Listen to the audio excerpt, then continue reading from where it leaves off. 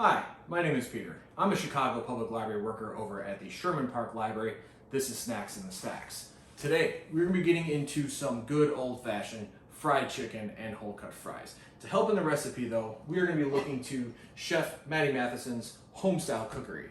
This book is available at Chicago Public Libraries. If it's not your local library, you can go online or talk to our reference staff and have it sent to your local library, or go back to chicagopubliclibrary.org and download this to your smart device.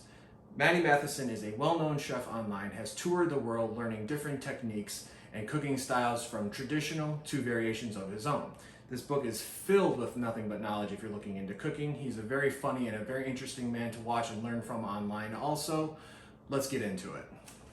Matty Matheson just has an array of dishes for you to find in his book, from breads to stocks, vegetables, dips, purees, and spreads, dumplings and pasta, curry soups and stews, sandwiches, fried foods and cast iron cookery, roast, bakes, and pies, smoked and grilled goods, and some very beautiful desserts should you choose to check out this book at your local library and or purchase it for yourself.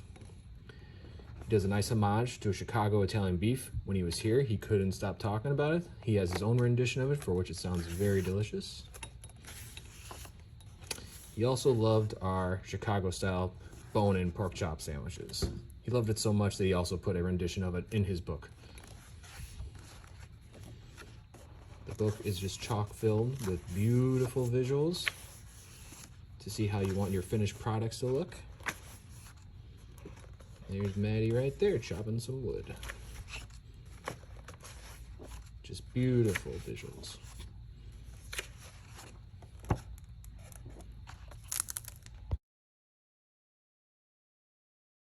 Now, let's get to our flour mixture.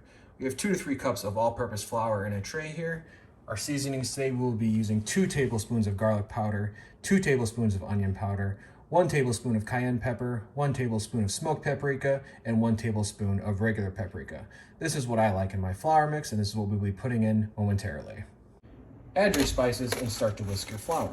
Once you have all the spices mixed in where it has a nice reddish hue to it, your flour mixture is ready to go. Now on to the chicken. You're gonna want some bone-in, skin-on chicken, varying cuts. If you got breasts, thighs, legs, you should be all set, and there's a wing in there too.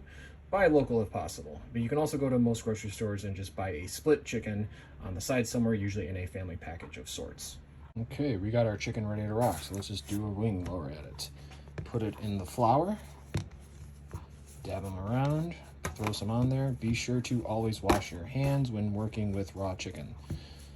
Like I said, I'm doing this one-handed right now, so I would not normally suggest this, but if your oil is close enough, you can usually throw these directly in the fryer, but that is not what we're doing today. Sometimes dab them out, get a little bit more off the residual flour, and then throw them in one more time too. Then just put them in your pan, and you're ready to rock. Okay, we got our chicken nice and breaded. Got myself a cast iron Dutch oven here. Oil's ready to go. Put one guy in here and let's see what happens.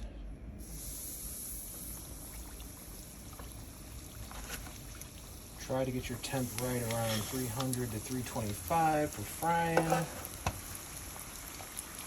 So get that really crispy skin. And just hear that sting.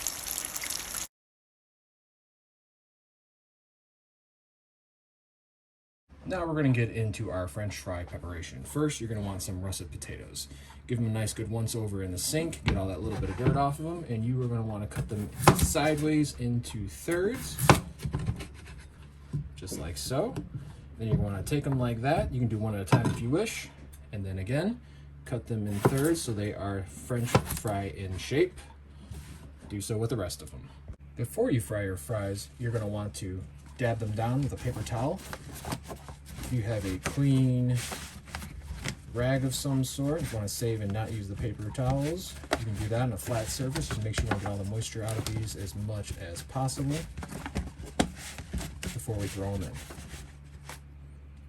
in. When you see that bubble at the bottom, you can start throwing in your fries. Just be careful with the hot oil. You can do it by hand. I was just putting it in a bowl just to be safe, but right now.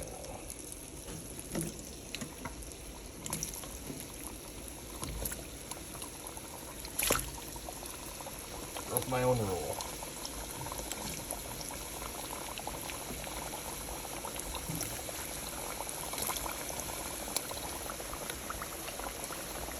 Make sure to swish these around a little bit too so they don't get stuck together so they fry correctly.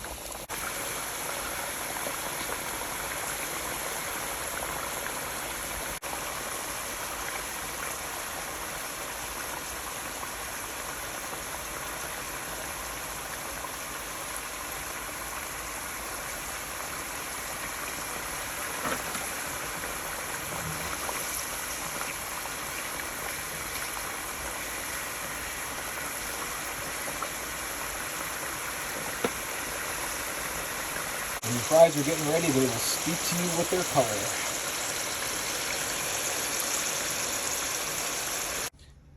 When done with your fries, they should always have this nice golden color to them.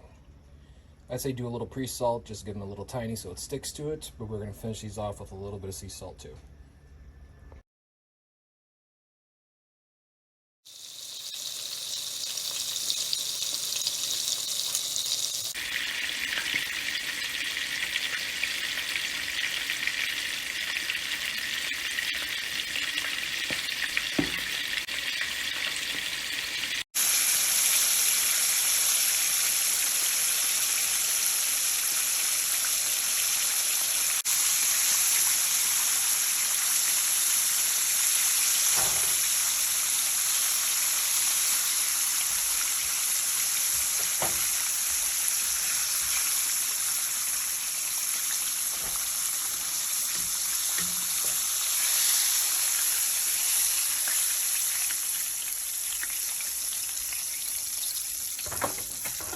Make sure you have a side tray ready to put that chicken in. If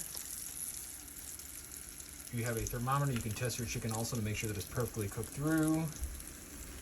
The breast was put in first, because obviously you need to cook that a little bit longer. But when you got a nice color like that, you should be ready to go. Okay, fries are done. You're just gonna want to put that chicken right on there.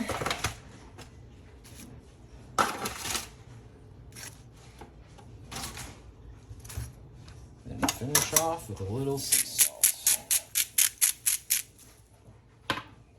You are all set.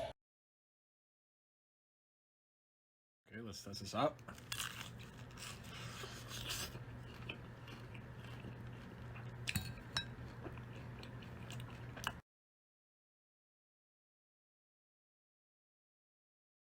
I want to say thanks everyone for tuning into this month's Snacks in the Stacks. Remember, all this material is available at your local Chicago Public Library. If it's at a different library, we can have it sent to a library of your choosing. There are thousands upon thousands of books into this type of cooking and other cooking also. So thanks for tuning in. Take care.